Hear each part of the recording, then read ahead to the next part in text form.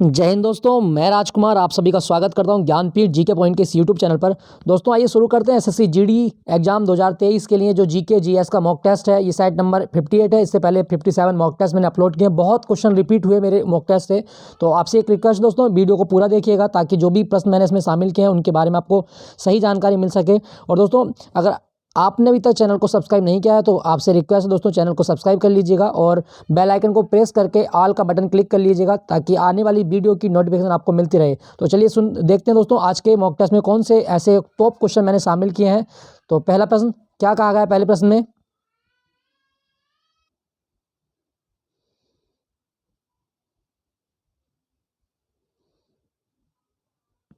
दोस्तों पहला प्रश्न आपकी स्क्रीन पर दिख रहा होगा। क्या कहा गया दोस्तों? पहले प्रश्न में कहा गया थिम्पू निम्नलिखित में से किस भारत के किस पड़ोसी देश की राजधानी है? तो दोस्तों हमें थिम्पू बताना है कि थिम्पू किस पड़ोसी देश की राजधानी है। तो सही जवाब क्या होगा दोस्तों इसका?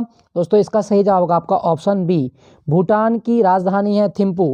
बहुत इंपॉर्टेंट है, बहुत आता है एग्जाम में। थिम्पू भूटान की राजधानी है। दोस्तों आपको याद रखना है भूटान की मुद्रा क्या है। भूटान की मुद्रा का नाम है गुलट्रम।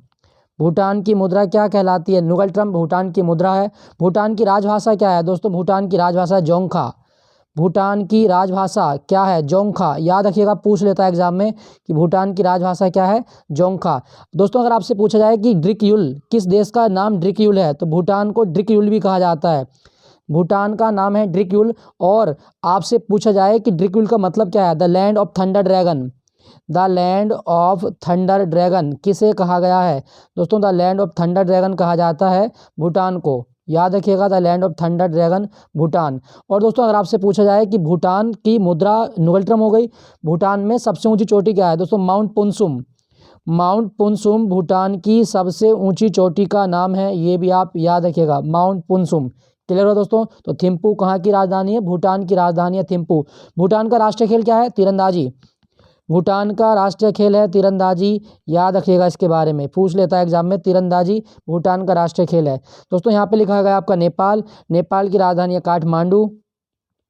काठमांडू। और सार्क का मुख्यालय किस शहर में है दोस्तों? सार्क का मुख्यालय काठमांडू में है। सार्क की स्थापना हुई थी 1985 में और सार्क का विचार दिया था जियाउर रहमान ने। ये भी आप याद रखिएगा। नेपाल की राजधानी काठमांडू है।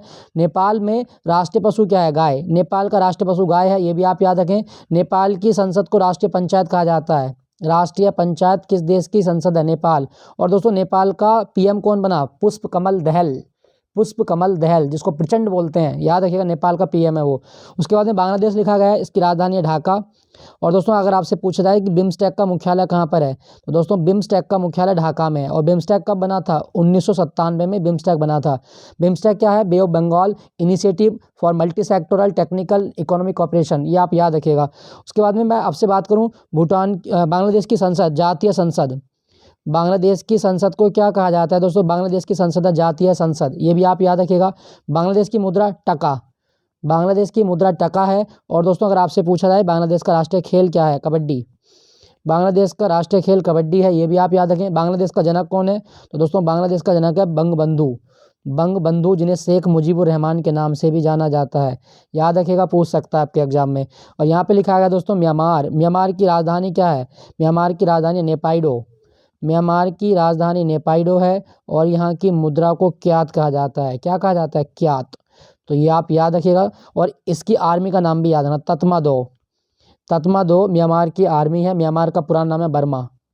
म्यांमार का पुराना नाम बर्मा है, ये भी आप याद रखिएगा। तो आपसे क्वेश्चन पूछा गया था कि थिम्पू भारत के किस पड़ोसी देश की राजधानी है? भूटान की राजधानी है थिम्पू। नेक्स्ट प्रश्न की ओर चलते हैं। क्या कहा गया? पंडित शिव कुमार शर्मा। पंडित शिव कुमार शर्मा का संबंध कौन से वाद्य यंत्र से है? दोस्तों पंडित शिव कुमार शर्मा बजाते हैं आपका संतूर। ऑप्शन डी, संतूर वादन के लिए प्रसिद्ध है, ये आप याद रखें। सरोद की बात करूं तो अमजद अली खान, इन्हें सरोद का उस्ताद कहा गया है। अमजद अली खान, सरोद का जादूगर है अमजद अली खान। याद रखिएगा, नाम इंपॉर्टेंट है। तबला जाकिर हुसैन और अल्लाह रखा कुरैशी। जाकिर हुसैन व अल्लाह रखा कुरैशी, ये कौन सा वाद्य यंत्र बजाते हैं? तो वो हैं आपके तबला वादन के लिए। सितार की बात करूं तो पंडित रविशंकर। पंडित रविशंकर को सितार का सबसे अग्रणी मतलब जो वादक है वो माना गया है, तो सितार के लिए रविशंकर। तो क्लियर हुआ दोस्तों आपको। पंडित शिव कुमार शर्मा संतूर वादन के लिए प्रसिद्ध है। Option D is the right answer. Next प्रश्न की ओर चलते हैं। क्या कहा गया है?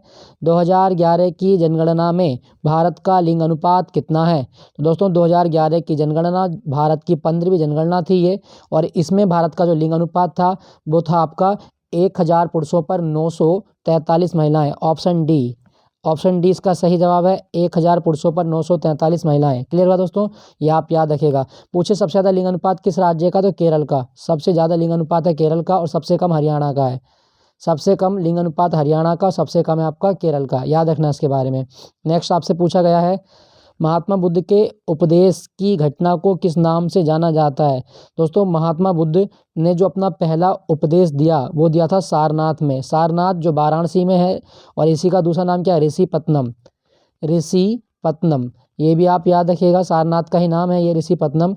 तो इस घटना को क्या नाम दिया गया दोस्तों? इसे कहा जाता है धर्मचक्र प्रवर्तन। ऑप्शन सी, धर्मचक्र प्रवर्तन कहा गया है बुद्ध के उपदेश की पहली घटना को। ये भी आप याद रखें। दोस्तों बुद्ध ने अपना पहला उपदेश किस भाषा में दिया था? तो बुद्ध का उपदेश दिया गया पाली भाषा में। ये भी आप याद रखिएगा।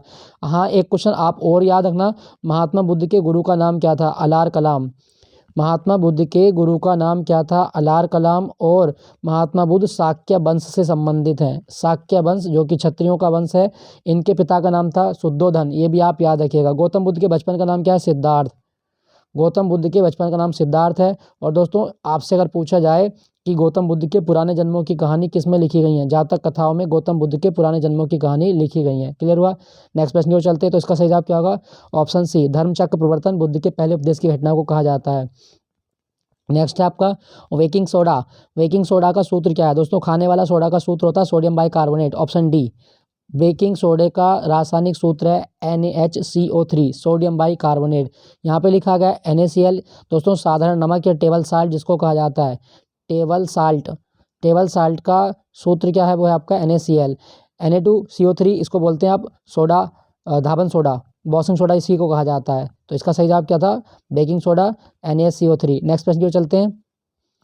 बेकिंग सोडा, नेक्स्ट ये इंपॉर्टेंट है, स्टार मार्क कर लेना इस पे, ये इंपॉर्टेंट है दोस्तों आपके लिए।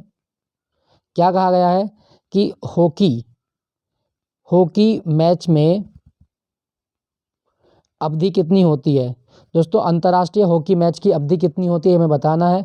तो इसका सही जवाब क्या होगा दोस्तों एक चीज़ याद रखिएगा। देखो 2019 से पहले जो हॉकी के मैच होते थे वो होते थे 70 मिनट के, लेकिन 2019 से अंतर्राष्ट्रीय हॉकी मैचों की अवधि कितनी कर दी है? दोस्तों सही जवाब होगा आपका ऑप्शन सी, 60 मिनट। हॉकी की अवधि कितनी कर दी है? 60 मिनट कर दी है। आप याद रखिएगा, पूछ सकता है। इसमें 15-15 मिनट के 4 हाफ होते हैं। 15-15 मिनट के 4 हाफ होते हैं हॉकी में। ये भी आप याद रखिएगा। ठीक है दोस्तों। चलिए दोस्तों आपके लिए क्वेश्चन ये है कि अंतर्राष्ट्रीय हॉकी महासंघ का मुख्यालय कहाँ पर है? अंतर्राष्ट्रीय हॉकी महासंघ का मुख्यालय कहाँ पर है? ये मुझे कमेंट में लिख के आप बताइएगा। और दोस्तों यहाँ पे हॉकी की बात हो रही है तो आप याद रखना, अभी उड़ीसा में हॉकी विश्व कप शुरू हो गया है, और इसका शुभंकर है ओली जो कि एक कछुआ है। ये भी आप याद रखना, ओली शुभंकर उड़ीसा में होने वाले पुरुष हॉकी विश्व कप का शुभंकर है। दोस्तों अगर आपसे पूछा जाए कि हॉकी का जादूगर किसे कहा गया, भारत में हॉकी का जादूगर किसे कहा गया है? तो दोस्तों भारत के बहुत महान हॉकी खिलाड़ी थे जिनका नाम था ध्यानचंद, मेजर ध्यानचंद। इन्हें हॉकी का जादूगर कहा जाता है। और दोस्तों एक चीज़ और याद रखिएगा, ध्यानचंद की आत्मकथा का नाम क्या है? ध्यानचंद की आत्मकथा का नाम है गोल। ये भी आप याद रखिएगा। और भारत सरकार मेजर ध्यानचंद के नाम पर ध्यानचंद खेल रत्न भी देती है, जो किसे मिला था? अचंता शरत कमल को मिला था। ये भी आप याद रखिएगा। तो इसकी सही जवाब क्या होगा? ऑप्शन सी, 60 मिनट की अवधि होती है हॉकी के मैच की। नेक्स्ट प्रश्न की ओर चलते हैं। क्वेश्चन का आंसर जरूर करना। क्या था? निम्नलिखित में से किस गवर्नर जनरल के द्वारा व्यक्तिगत का सिद्धांत दिया गया था? दोस्तों डॉक्ट्रिन ऑफ लैप्स या व्यक्तिगत का सिद्धांत किसने दिया था? सही जवाब क्या होगा दोस्तों इसका? सोचो एक मिनट के लिए। तो इसका सही जवाब होगा आपका ऑप्शन ए, लॉर्ड डलहौजी ने व्यपगत का सिद्धांत दिया था। आप याद रखिएगा, आपसे पूछा जा सकता है व्यपगत का सिद्धांत लॉर्ड डलहौजी। दोस्तों डलहौजी ने जब व्यपगत का सिद्धांत दिया तो सबसे पहले सतारा को कैप्चर किया था। डॉक्ट्रिन ऑफ लैप्स के तहत सतारा को 1848 में कैप्चर किया गया। और आपको याद रखना अवध बहुत आता है एग्जाम में, तो अवध को कैप्चर किया गया था 1856 के द्वारा, ये भी आप याद रखिएगा। दोस्तों डलहौजी के टाइम में भारत में पहली पैसेंजर ट्रेन भी चली थी, ये भी आप याद रखें। और डलहौजी के टाइम में भारत में पहली टेलीग्राफ सेवा भी शुरू की गई थी। क्लियर हुआ। यहाँ पे लिखा गया दोस्तों लॉर्ड विलियम बेंटिक। दोस्तों लॉर्ड विलियम बेंटिक के समय में सती प्रथा को अंत किया गया था, सती प्रथा समाप्त की गई थी भारत में लॉर्ड विलियम बेंटिक के द्वारा, ये भी आप याद रखिएगा। और दोस्तों अगर आपसे पूछा जाए कि अंग्रेजी को शिक्षा का माध्यम किसके द्वारा बनाया गया था, दोस्तों भारत में अंग्रेजी शिक्षा का माध्यम लॉर्ड विलियम बेंटिक ने लॉर्ड मैकाले के कहने पर बनाया था, ये भी आप याद रखिएगा। विलियम बेंटिक ये भारत का पहला गवर्नर जनरल है, भारत का पहला गवर्नर जनरल था William Bentinck. Lord Ripon Bharat में स्थानीय स्वशासन का जनक है, लॉर्ड रिपन, ये भी आप याद रखिएगा, लॉर्ड रिपन। ठीक है। और फ्लोरेंस नाइटिंगेल ने रिपन को भारत के उद्धारक की संज्ञा भी दी थी। रिपन के टाइम में 1881 ईस्वी में भारत में पहली जो जनगणना थी, नियमित जनगणना जिसको बोलते हैं, तो भारत में नियमित जनगणना की शुरुआत हुई थी रिपन के टाइम में, ये भी आप याद रखना। ठीक है दोस्तों यहाँ पे लिखा है लॉर्ड कैनिंग। 1857 की क्रांति जब हुई तो भारत का वायसराय कौन था, लॉर्ड कैनिंग, ये आप याद रखिएगा। और लॉर्ड कैनिंग जो है ये भारत का अंतिम गवर्नर जनरल है और प्रथम वायसराय है, ये भी आप याद रखें। तो इसका सही जवाब क्या होगा दोस्तों, डॉक्ट्रिन ऑफ लैप्स या व्यपगत का सिद्धांत किसने दिया था, लॉर्ड डलहौजी के द्वारा व्यपगत का सिद्धांत दिया गया था। राइट लेना क्वेश्चन को आ सकता है आपके एग्जाम में। निम्नलिखित में से किसे ओडिसी शास्त्रीय नृत्य का जनक माना जाता है। दोस्तों भारत में 8 शास्त्रीय नृत्य हैं, जैसे भरतनाट्यम तमिलनाडु का है, कथकली और मोहिनीअट्टम केरल के हैं, सतरिया असम का है, कुचिपुड़ी आंध्र प्रदेश का है, कथक उत्तर प्रदेश या उत्तर भारत का है, और मणिपुरी है मणिपुर का, ओडिसी है। तो आपको बताना है कि ओडिसी जो क्लासिकल डांस है इसका फाउंडर कौन है। दोस्तों ओडिसी डांस का जो विकसित करने का श्रेय दिया जाता है वो दिया जाता है गुरु पंकज चरण दास को। ऑप्शन सी इसका सही जवाब है, गुरु पंकज चरण दास ने ओडिसी शास्त्रीय नृत्य को विकसित किया था। इंपॉर्टेंट है, स्टार मार्क कर रहा हूँ, राइट लेना, चाहे स्क्रीनशॉट ले लेना, आपसे एग्जाम में पूछा जा सकता है। ठीक है दोस्तों यहाँ पे लिखा गया सिद्धेंद्र नाथ योगी। कुचिपुड़ी का जनक कौन है, कुचिपुड़ी शुरू करने का श्रेय किसे दिया गया, दोस्तों सिद्धेंद्र नाथ योगी को कुचिपुड़ी शुरू करने का श्रेय दिया जाता है। शंकर देव, असम का क्लासिकल डांस है सतरिया, और सतरिया किसने शुरू किया था, गुरु शंकर देव के द्वारा शुरू किया गया। शंकर देव एक वैष्णव संत हैं, आप याद रखिएगा। क्लियर हुआ दोस्तों। तो इसका सही जवाब क्या होगा, गुरु पंकज चरण दास ने ओडिसी शास्त्रीय नृत्य को शुरू किया था। नेक्स्ट प्रश्न की ओर चलते हैं। क्या कहा गया है अगले प्रश्न में, निम्नलिखित में से किस मौर्य सम्राट द्वारा कलिंग का युद्ध लड़ा गया। तो कलिंग का युद्ध कौन से मौर्य सम्राट ने लड़ा था, सही जवाब क्या होगा दोस्तों, इसका सही जवाब होगा आपका ऑप्शन ए, अशोक के द्वारा कलिंग का युद्ध लड़ा गया, ये भी आप याद रखिएगा। दोस्तों कलिंग का युद्ध 261 ईसा पूर्व में दया नदी के किनारे लड़ा गया था। कौन सी नदी के किनारे, दया नदी के किनारे। और किसके साथ हुआ था, राजा खारवेल के साथ। खारवेल जो था ये चेदी वंश का राजा है और जैन धर्म को मानता है, ये भी आप याद रखिएगा। चेदी वंश का राजा है खारवेल, इसके साथ कलिंग का युद्ध लड़ा गया था। क्लियर हुआ दोस्तों अगर आपसे पूछा जाए कि अशोक के कौन से शिलालेख में कलिंग युद्ध का वर्णन है, तो रॉक एडिक्ट 13 में अशोक के कलिंग युद्ध का वर्णन है, ये भी आप याद रखना। 13वें शिलालेख में ये वर्णन है। दोस्तों अशोक जो है इसको देवानाम प्रियदर्शी भी कहा जाता है, ये भी आप याद रखना। अशोक ने सांची का स्तूप भी बनवाया था, सांची का स्तूप। और अशोक की मृत्यु के बाद उसका उत्तराधिकारी कौन बना था, दोस्तों अशोक की मृत्यु के बाद बना था कुणाल अशोक का उत्तराधिकारी था, आप याद रखिएगा। दोस्तों यहाँ पे लिखा गया आपका बृहद्रथ, यह अंतिम मौर्य सम्राट है। मौर्य वंश का अंतिम राजा जो था वो था बृहद्रथ, और इसकी हत्या कर दी थी पुष्यमित्र शुंग ने, और पुष्यमित्र शुंग ने शुंग वंश की स्थापना की थी। कभी क्वेश्चन आए कि पुष्यमित्र शुंग ने कौन से वंश की स्थापना की, शुंग वंश की स्थापना की थी, ये भी आप याद रखिएगा। तो पुष्यमित्र शुंग किसकी हत्या की थी उसने, तो बृहद्रथ की हत्या की थी। तो ये आपका सही जवाब क्या होगा, आपका मौर्य सम्राट जिसने कलिंग का युद्ध लड़ा वो था आपका अशोक। क्लियर। नेक्स्ट प्रश्न की ओर चलते हैं। आलिया भट्ट गिद्दा नृत्य करती है। दोस्तों एक क्वेश्चन है आपके लिए, आलिया भट्ट गिद्दा नृत्य करती है, गिद्दा किस राज्य का लोक नृत्य है। तो दोस्तों गिद्दा है, भांगड़ा है, किकली है, सुम्मी है, बताओ कहाँ का है फिर। तो दोस्तों आलिया भट्ट जो गिद्दा नृत्य करती है पंजाब का नृत्य होता है, ऑप्शन सी पंजाब। पंजाब का एक और याद ना भांगड़ा, भांगड़ा ये पुरुषों का होता है भांगड़ा। और भांगड़े का राजकुमार किसे कहा गया दोस्तों, सुखबीर सिंह। सुखबीर सिंह को भांगड़े का राजकुमार कहा जाता है, ये भी आप याद रखना, पूछ सकता है आपके एग्जाम में, भांगड़े का राजकुमार किसे कहा गया, सुखबीर सिंह को। भांगड़े के अतिरिक्त आपको याद रखना है किकली, किकली किस राज्य का लोक नृत्य है, तो पंजाब का नृत्य है किकली। सुम्मी भी होता है और फुलकारी भी पंजाब का ही नृत्य है, ये भी आप याद रखें। दोस्तों यहाँ पे लिखा गया आपका हिमाचल प्रदेश, हिमाचल प्रदेश का नृत्य याद रखना डांगी। डांगी कहाँ का नृत्य है, हिमाचल प्रदेश का। नाटी याद रखिएगा हिमाचल प्रदेश का है। छम्म भी आपसे पूछा जाए कि छम्म कहाँ का है, छम्म भी हिमाचल प्रदेश का है। तो कई सारे हैं। मध्य प्रदेश की बात करूँ तो मध्य प्रदेश में गिरदा एक डांस होता है, गिरदा ये आपसे पूछा जाता है। मांझ पूछा जा सकता है, मांझ। जब मटकी पूछा जा सकता है। जबारा, जबारा मध्य प्रदेश के डांस है, ये भी आप याद रखिएगा।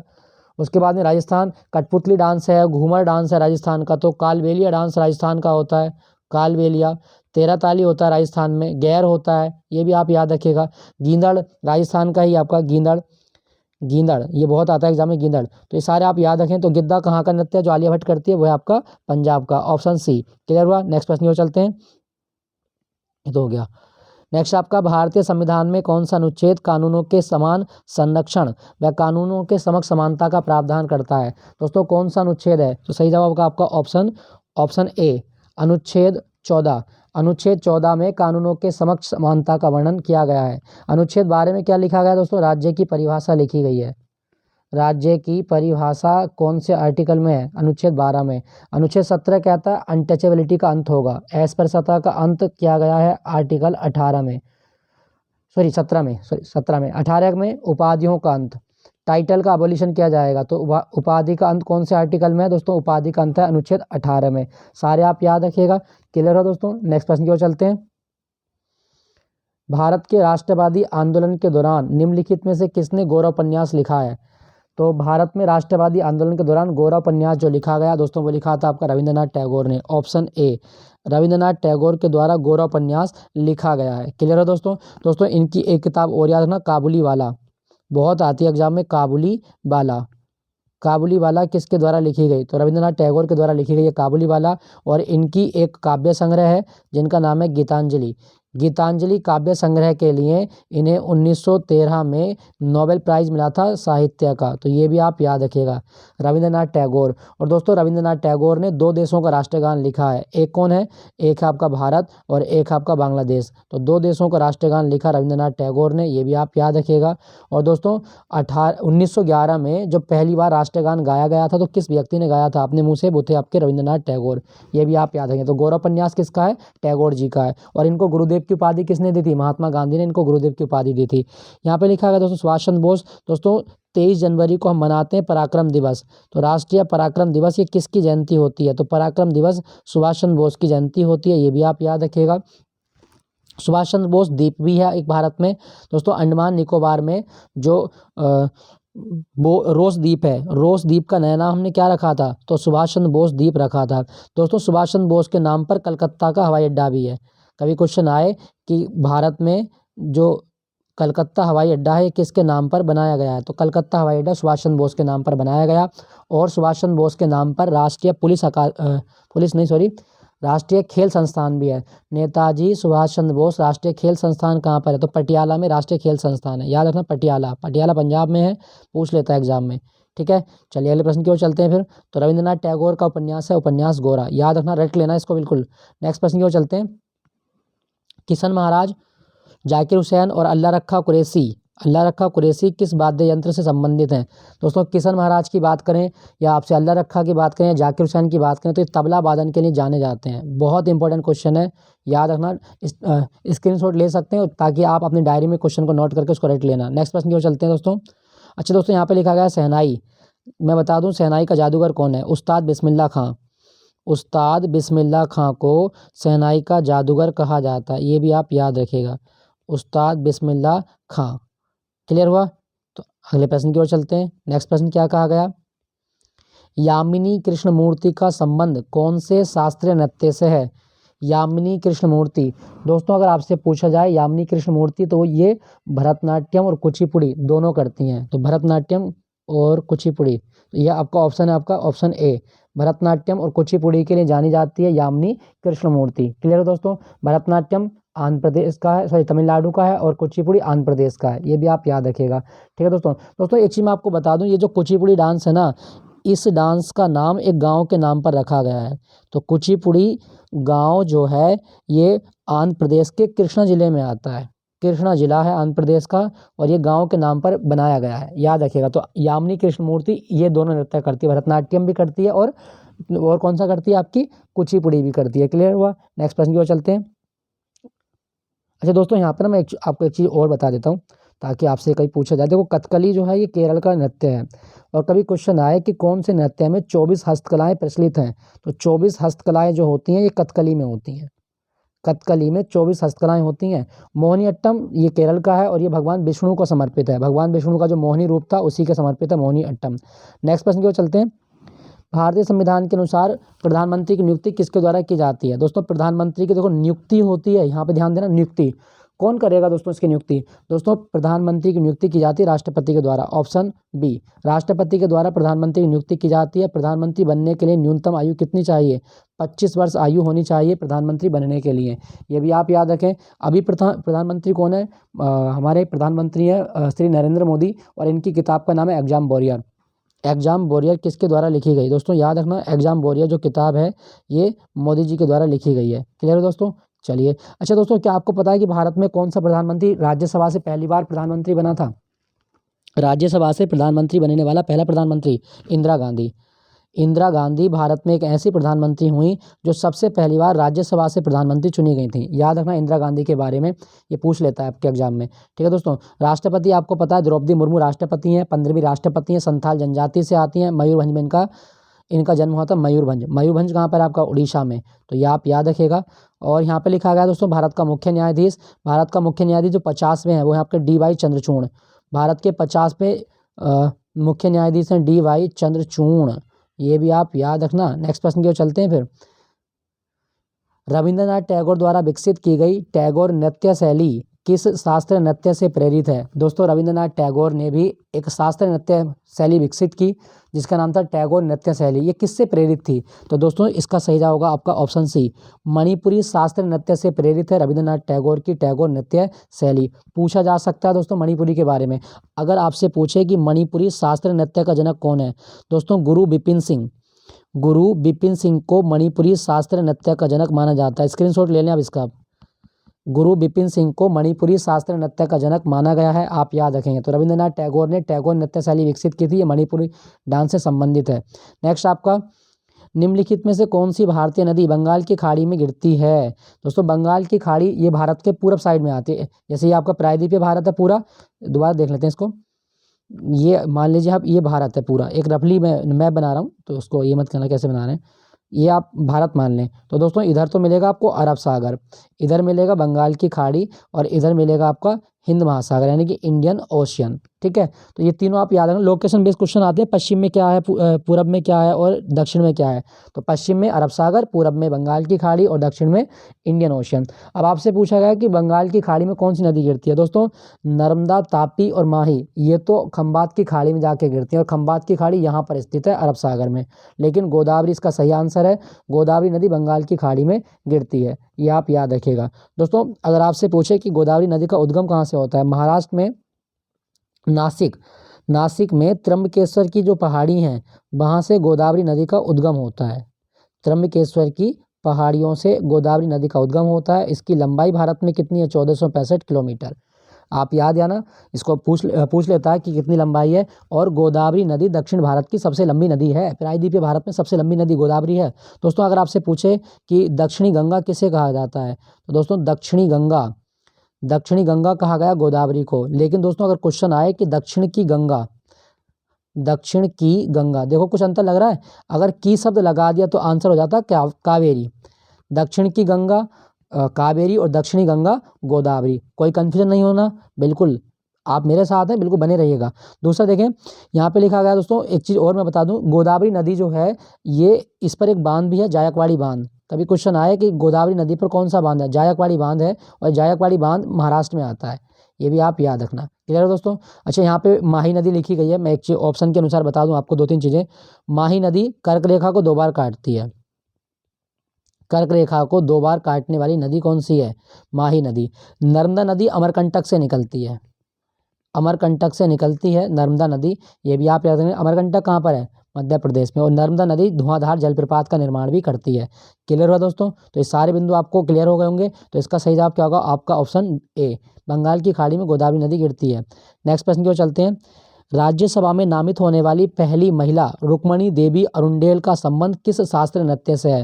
दोस्तों, राज्यसभा में जब 1951 या 52 में पहली राज्यसभा गठित हुई भारत में, तो उसमें जो 12 सदस्य थे उसमें पहली महिला कौन थी जो नॉमिनेट हुई थी? वही थी रुक्मणी देवी अरुंडेल। तो ये कौन से शास्त्रीय नृत्य से संबंधित हैं? दोस्तों, रुक्मणी देवी अरुंडेल भरतनाट्यम करती हैं।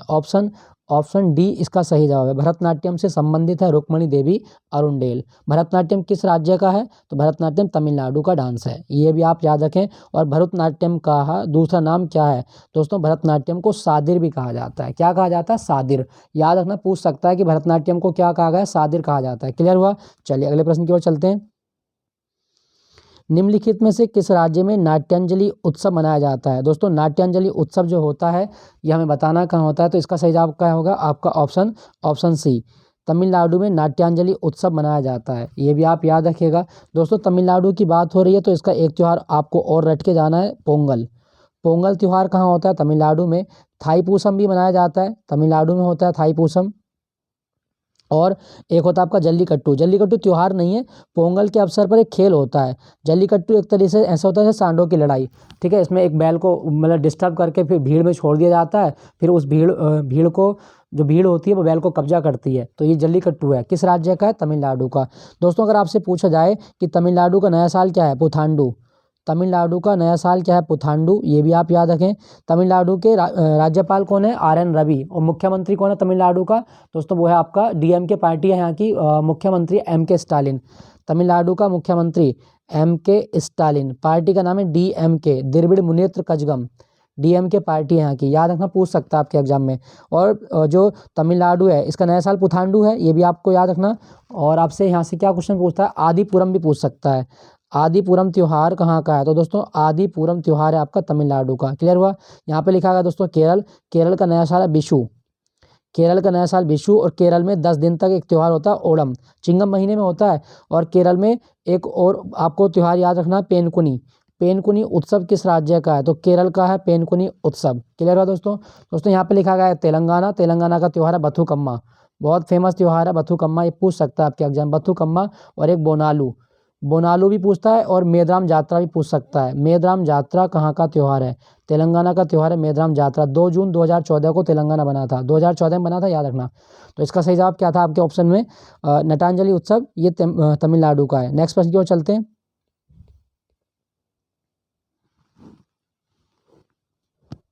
नेक्स्ट प्रश्न आपका, निम्नलिखित में से किसे कथक की साम्राज्ञी कहा जाता है? दोस्तों, क्वीन ऑफ कथक किसे कहा गया? क्वीन ऑफ कथक, सही जवाब क्या होगा दोस्तों? ऑप्शन सी, सितारा देवी को क्वीन ऑफ कथक कहा गया। दोस्तों, इन्हें कथक की रानी किसने कहा था? रविंद्रनाथ टैगोर के द्वारा सितारा देवी को कथक की रानी कहा गया है, ये भी आप याद रखिएगा। सितारा देवी का जन्म हुआ था कलकत्ता में। कभी क्वेश्चन आए कि सितारा देवी का जन्म कहाँ हुआ? कलकत्ता में हुआ था, ठीक है दोस्तों। दोस्तों, यहाँ पे लिखा गया लता मंगेशकर। लता मंगेशकर, इन्हें भारत की स्वर कोकिला कहा जाता है, स्वर कोकिला। और इन्हें 2001 में भारत रत्न मिला था, ये भी आप रट के जाना कि लता मंगेशकर को भारत रत्न कब मिला था? 2001 में, ठीक है। यहाँ पे लिखा गया दोस्तों बागेश्वरी कमर, भारत की एकमात्र महिला शहनाई वादक कौन है? बागेश्वरी कमर, भारत की एकमात्र महिला शहनाई वादक है बागेश्वरी कमर, याद रखना इसके बारे में। शोभना नारायण कथक करती है, शोभना नारायण कथक करती है। तो कथक की साम्राज्ञी किसे कहा गया? सितारा देवी को। ऑप्शन सी, कथक की साम्राज्ञी सितारा देवी को कहा गया है। नेक्स्ट चलते हैं अगले प्रश्न की ओर। वांगला, वांगला किस राज्य का त्यौहार है जिसे 100 ढोलों का त्यौहार कहा जाता है? स्टार मार्क कर रहा हूँ, रट लेना। सही जवाब है आपका ऑप्शन ए, मेघालय का त्यौहार है वांगला। और दोस्तों, मेघालय कब बना था? 21 जनवरी 1972 को मेघालय बना था, ये भी आप याद रखेंगे। लाहो डांस पूछता है कि लाहो कहाँ का डांस है? तो मेघालय का डांस है। तो वांगला त्यौहार कहाँ का है आपका? मेघालय का त्यौहार है। नेक्स्ट प्रश्न की ओर चलते हैं। बिहू किस राज्य का सबसे बड़ा त्यौहार है? दोस्तों बिहू किस राज्य में होता है? तो ये सबको याद होता है, आलिया भट्ट को भी याद है, और वो है आपका असम। असम का त्यौहार है आपका बिहू, याद रखना दोस्तों, पूछा जाता है। बिहू दोस्तों 3 प्रकार का होता है, रोंगाली होता है, रोंगाली, एक होता है आपका काती, काती बिहू, और एक होता है आपका भोगाली। रोंगाली, भोंगाली और काती बिहू। दोस्तों रोंगाली कब होता है? रोंगाली होता है अप्रैल में, रोंगाली बिहू अप्रैल में, काती बिहू होता है अक्टूबर में, और भोंगाली बिहू होता है जनवरी में, भोंगाली बिहू जनवरी में। तो ये आप याद रखना, असम का त्यौहार है, ठीक है दोस्तों। दोस्तों असम का एक मेला याद रखना, इसको बोलते हैं अम्बुबाची मेला। अम्बुबाची मेला ये कहाँ का मेला है? दोस्तों अम्बुबाची मेला जो है ये असम का है, और ये गुवाहाटी में आयोजित होता है, कामाख्या मंदिर में, कामाख्या मंदिर में आयोजित होता है, ये भी आप याद रखिएगा, ठीक है दोस्तों। यहाँ पे लिखा गया दोस्तों नागालैंड, नागालैंड का एक त्यौहार याद रखना, हॉर्नबिल। हॉर्नबिल त्यौहार, इसे फेस्टिवल ऑफ फेस्टिवल यानी कि उत्सवों का उत्सव कहा जाता है। 1 दिसंबर से लेकर 10 दिसंबर तक हर साल होता है, 10 दिन तक हॉर्नबिल त्यौहार नागालैंड के स्थापना दिवस पे होता है, ये भी आप याद रखें दोस्तों। कभी क्वेश्चन आए कि भारत के किस राज्य को द लैंड ऑफ वॉरियर कहा जाता है? तो नागालैंड को कहा गया है द लैंड ऑफ वॉरियर, योद्धाओं की भूमि नागालैंड, और इसकी राजभाषा क्या है? अंग्रेजी, अंग्रेजी राजभाषा नागालैंड की। नेक्स्ट प्रश्न यहाँ पे, अच्छा त्रिपुरा लिखा गया, त्रिपुरा का एक त्यौहार याद रखिएगा, गरिया पूजा, गरिया पूजा, और एक आपका खर्ची पूजा, दोनों पूछे जाते हैं आपके एग्जाम में।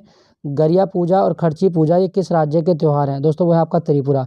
खर्ची पूजा में 14 देवी देवताओं की पूजा होती है, ये भी आप याद रखें। तो बिहू कहाँ का डांस है? सॉरी, बिहू डांस भी और त्यौहार भी है, असम का, ऑप्शन बी। नेक्स्ट प्रश्न की ओर चलते हैं।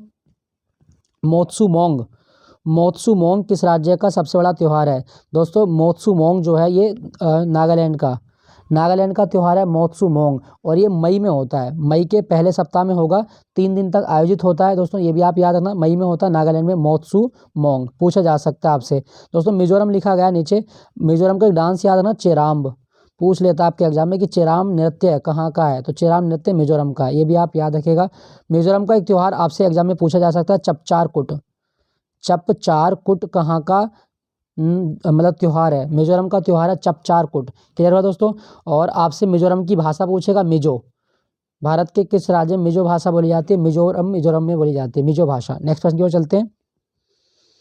चाम किस राज्य का नृत्य है? दोस्तों चाम नृत्य पूछा गया है, तो चाम कहाँ का? सिक्किम का, ऑप्शन बी सिक्किम का। सिक्किम का एक नृत्य और याद रखना, सिंघी छम, सिंघी छम सिक्किम का नृत्य है, ये भी आप याद रखें। और एक और आपसे पूछता है, वो नृत्य आपका मरूनी, मरूनी किस राज्य का नृत्य है? तो सिक्किम का नृत्य है, मरूनी नृत्य है, ये भी आप याद रखिएगा दोस्तों। 2011 की जनगणना में सबसे कम आबादी कहाँ रहती है? सिक्किम में रहती है। और अगर आपसे पूछे कि सिक्किम का नया साल क्या है? लोसांग, लोसांग सिक्किम का नया साल है, क्लियर हो दोस्तों। तो ये आप याद रखिएगा, पूछ सकता है आपके एग्जाम में।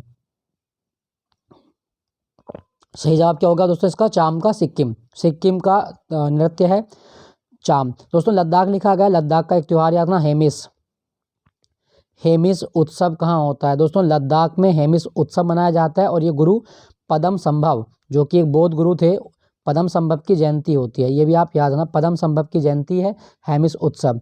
और कौन सा कुछ राज्य बचा? त्रिपुरा, त्रिपुरा का एक डांस याद रखना, होजागिरी, होजागिरी डांस किस राज्य का है? तो त्रिपुरा का डांस है होजागिरी, ये भी आप याद रखिएगा। नेक्स्ट प्रश्न की ओर चलते हैं। बसंत ऋतु में किस राज्य में एहोलिंग त्यौहार मनाया जाता है? दोस्तों बसंत ऋतु में कौन सा, बसंत ऋतु तो शुरुआत में होता है, कौन सा त्यौहार है, मतलब कौन सा राज्य है जहाँ पे एहोलिंग त्यौहार होता है? तो दोस्तों एहोलिंग है आपका नागालैंड का त्यौहार। बसंत ऋतु की शुरुआत में नागालैंड में एहोलिंग त्यौहार मनाया जाता है, याद रखना, पूछ सकता है दोस्तों। दोस्तों अगर आपसे पूछा जाए कि इंटांकी नेशनल पार्क कहाँ पर है? तो इंटांकी नेशनल पार्क है नागालैंड में।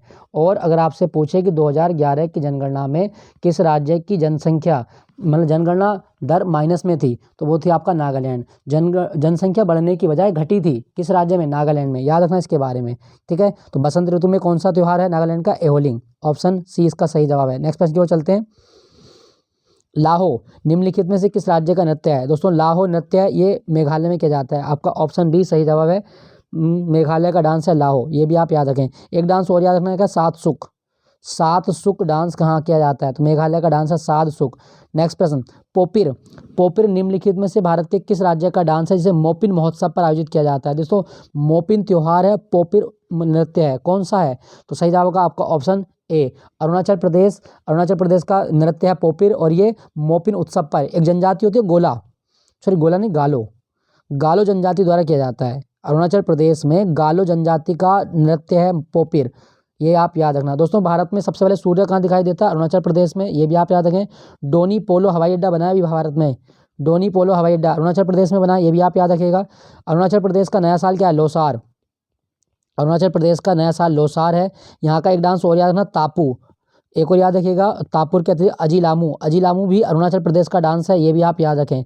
लोयन पीकॉक डांस भी किया जाता है, बारदो छम भी यहाँ पे किया जाता है, बारदो छम कहाँ का डांस है? अरुणाचल प्रदेश का। और अरुणाचल प्रदेश को पहले क्या बोलते थे? नेफा बोले तो नॉर्थ ईस्ट फ्रंटियर एजेंसी। 20 फरवरी 1987 को अरुणाचल प्रदेश राज्य के रूप में स्थापित किया गया था। और अरुणाचल प्रदेश भारत में एक ऐसा राज्य है जहां पर राजभाषा क्या है आपकी? अंग्रेजी है। नागालैंड और अरुणाचल दोनों की राजभाषा क्या है? अंग्रेजी।